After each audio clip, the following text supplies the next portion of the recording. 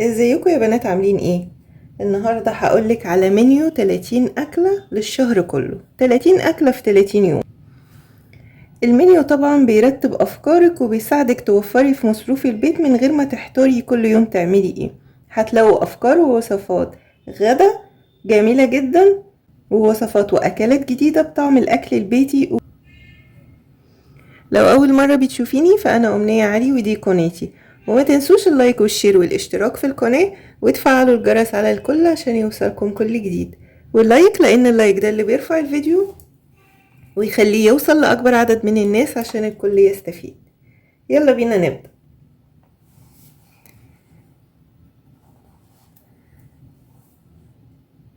أول يوم رز معمر باللحمة أو الفراخ مع صينية بطاطس في الفرن. طبعا عملناه على القناة بالفراخ وباللحمة، وصينية البطاطس عملناها كتير على القناة. تاني يوم طاجن بامية باللحمة مع رز بالشعرية وطبعا الليمون.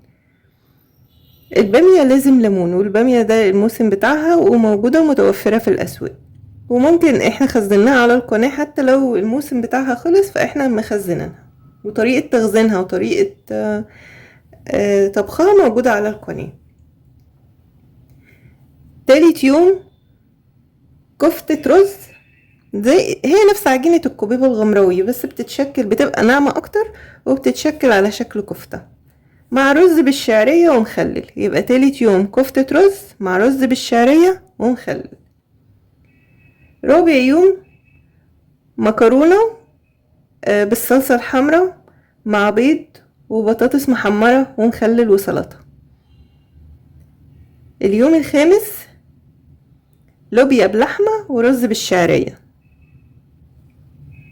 وطبعا قلنا على القناة ازاي اول ما اجيب البقوليات احطها في الفريزر، يعني اسلقها واحطها في الفريزر. دي بتسهل عليا كتير، يعني اليوم اللي فيه بقوليات سهل جدا. انا ببقى عاملة البصل والطماطم في اكياس مسبكاهم، وفي نفس الوقت سلقة بقى اللوبيا والفاصوليا ومفرزة الحاجات دي كلها. عندي شوربة بطلع اعمل، لو انا هعمل على لحمه باخد كبشتين شوربه على الخلطه بتاعه البصل والطماطم وابدا اشتغل. يعني اللوبيا والفاصوليا طريقتهم سهله جدا بالتفريز اللي عملناها في فيديو على القناه. رقم 6 اليوم السادس مكرونه حمراء وبانيه مع بقى سلطه ومخلل وكاتشب، وممكن كمان يبقى بعيش بدل المكرونه. يعني البانيه على حسب الرغبه، في ناس تحبه بالمكرونه وفي ناس تحبه بالعيش. رقم 7 فاصوليا بيضة مع رز بالشعرية، فاصوليا بيضة باللحمة ورز بالشعرية. رقم 8 مسقعة باللحمة المفرومة ومعاها بطاطس محمرة وجرجير ومخلل وعيش. رقم 9 رز بسمتي بالكركم وفراخ مشوية في الفرن.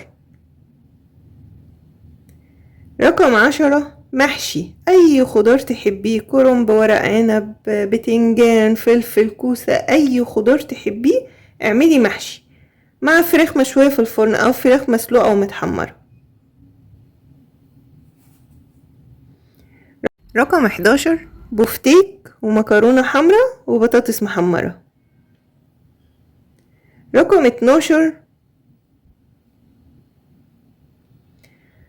12 كوبيبة غمراوي ورز ابيض. مفيش اجمل من كده، عملناها على القناة كتير جدا.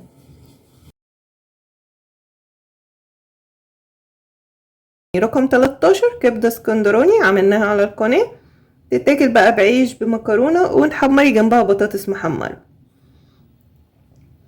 رقم 14 كفتة الحاتي، وعملناها على القناة عيش بطحينة وكاتشب. أكلة سهلة وجميلة ومريحة.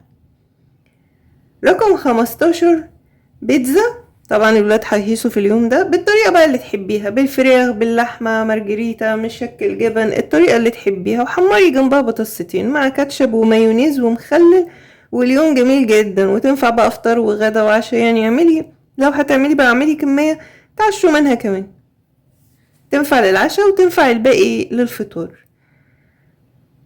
رقم 16 حواوشي وبطاطس محمرة وكاتشب ومخلل. عملنا الحواوشي على القناة من ربع لحمة مفرومة ونص دقيق، عملنا 5 رغيف عيش في فيديو، وفيديو تاني عملنا 2 كبار، فعلى حسب انتي هتحبيه. لو كبار هيطلعوا 2 كبار او 3 كبار، لو وسط يبقى 5، مع بقى كاتشب ومايونيز ومخلل وبطاطس محمرة، بيبقى اليوم جميل جدا.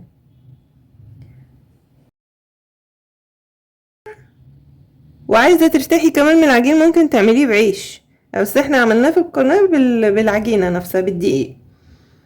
اليوم ال17 شاورما فراخ مع مكرونة حمرا وسلطة، وممكن كمان يبقى بعيش.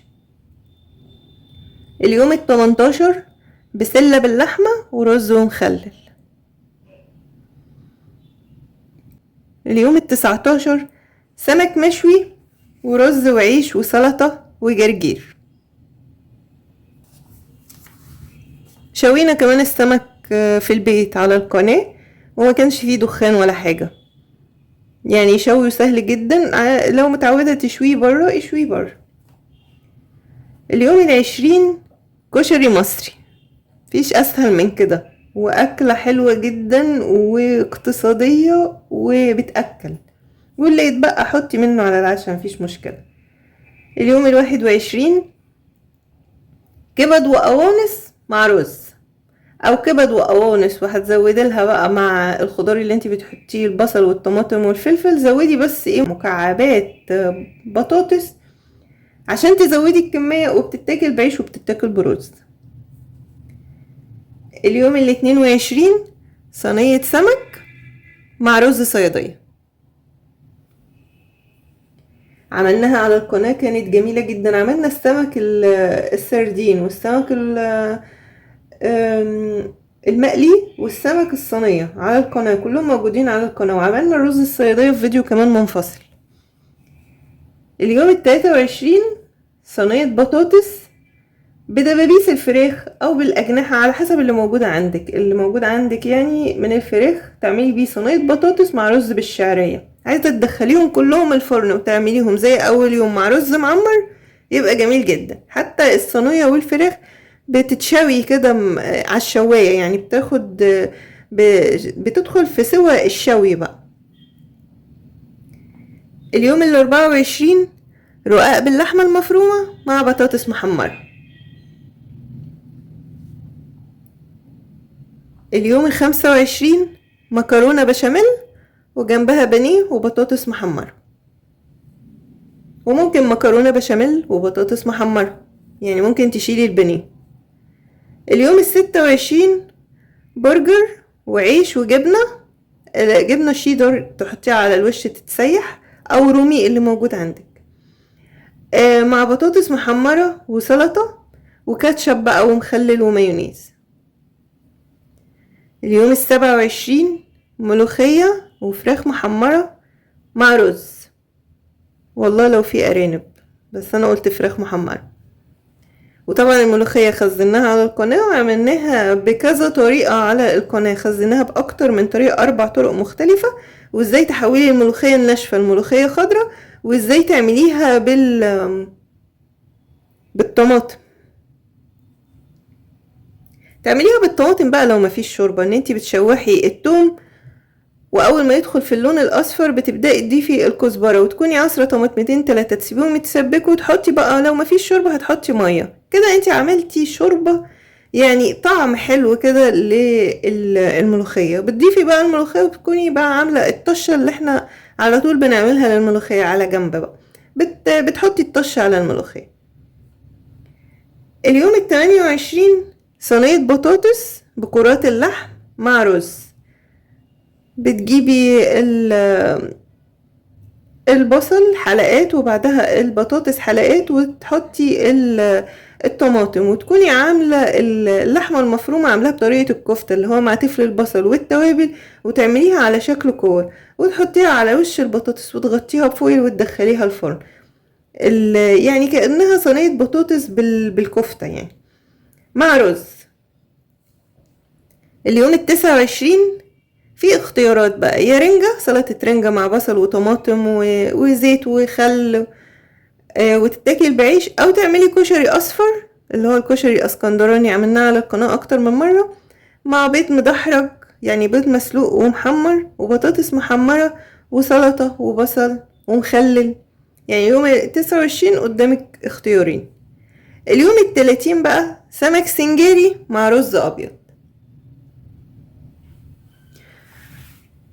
ما تنسوش تقولولي رأيكم في التعليقات، وما تنسوش اللايك والشير والاشتراك في القناة، وتفعلوا الجرس على الكل عشان يوصلكم كل جديد. مع السلامة.